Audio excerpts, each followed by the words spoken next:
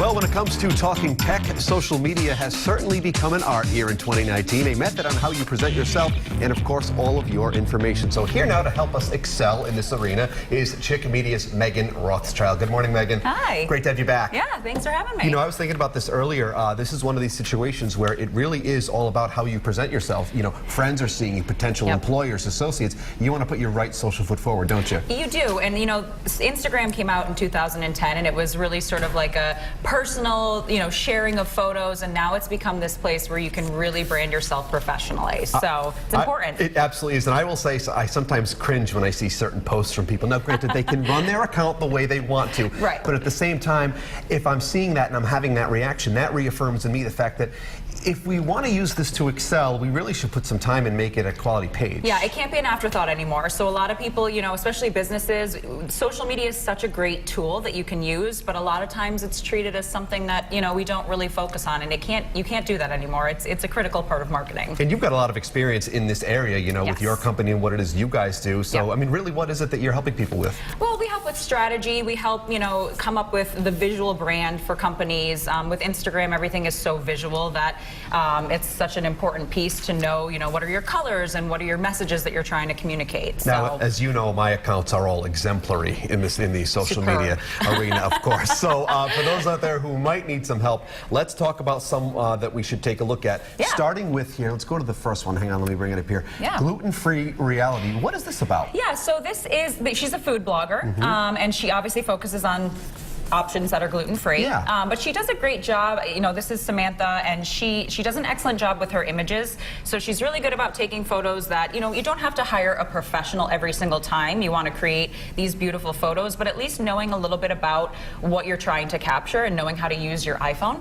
Yeah, exactly. And how to use the camera to its best potential, and you know? I'm just looking at the thumbnails here because they are vibrant enough. I mean, they just pop right off the page, don't they? Yeah, and it's also very clear what she's trying to do here. So everything that she posts makes sense for the message that she's trying to communicate. Absolutely. I'm getting very hungry. Yes. Megan, looking at and all I love that, you know, like gluten-free, I'm like, all right, what are those bagels? Because those are gluten-free. I'm going to follow her immediately when I get off the air. Know. And moving on to another one here, Love Loft _ Rhode Island. Yeah, so this is all the lofts in Rhode Island have sort of merged and come together to have a central Instagram account. But I think they do a great job because they use their employees for photos, and everyone thinks, you know, you have to have models, you have to hire a professional photographer, but you really don't. Like, you can grab your friends and family and bring them together and put them in your clothes, and now all of a sudden you have a beautiful photo shoot. Absolutely, and sometimes the realness of that, just you and your friends hanging out, that can really be captured, and it truly is authentic. I was going to say, it's more relatable sometimes. You know, oftentimes when we're using models, we are looking at the images and thinking, oh, this isn't for me, or, you know, when we see real people, it's such a different message that you're communicating. Some of these hats, some of these accessories. I was going to say, are you going to go shopping? We'll go together is what we'll do. But really, not only do we want to be professional and, you know, get our message across, but we want to have fun with it too. I mean, there is room for both, I would presume. Well, yeah, so that's the key. So with Instagram, your posts that you're putting on there should be a little bit more of a professional quality. Those are the posts that are going to stay. They're going to live there forever. The stories you can have a little bit more fun with. Right. They can be more informal. I often tell people, think of the story as like your daily TV show. It's the Megan Show on my on my Instagram. I would watch that, and I have.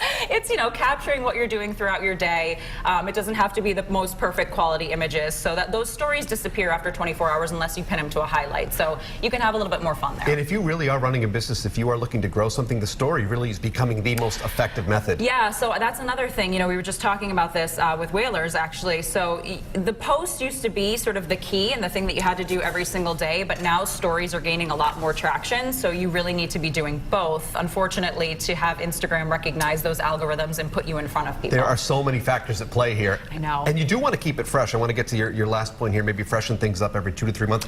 I just did a new profile picture yesterday. See, there you Quite go. exciting, but you do want to keep it updated. Yeah, make sure your biography in there is updated. Make sure your web links are working when you've got that in there. And I always say to people, yeah, plan every 2 to 3 months to do a photo shoot so that you can restock those images. And again, doesn't have to be a professional photo shoot. Just invest some time in actually capturing nice images. Invest some time in you, right? In your brand, in your business. I love it. Megan, always a pleasure. Yeah. Some great advice here. If you me. guys would like to review any of it, Megan really does have great ideas. We'll post them all, and we'll have a link to Megan's blog over at roadshow.com.